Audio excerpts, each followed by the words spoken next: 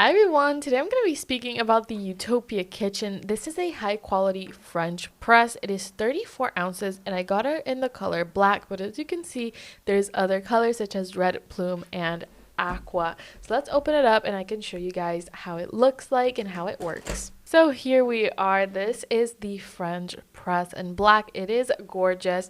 I really love this tip right here that it has, which gives it an easy pour spout, and it also comes with this little spoon in there as well. Check this out, you guys. Very high quality material.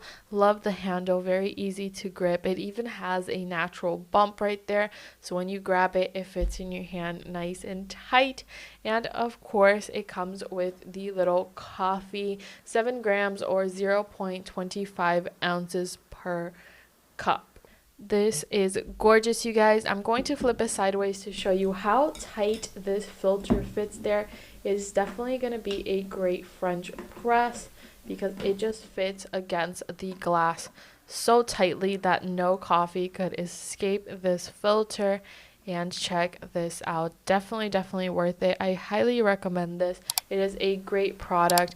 As you can see here as well on the lid, it has a little strainer, so you flip this on to where the spout is to strain it out. It is awesome. I definitely recommend this product. Go check it out.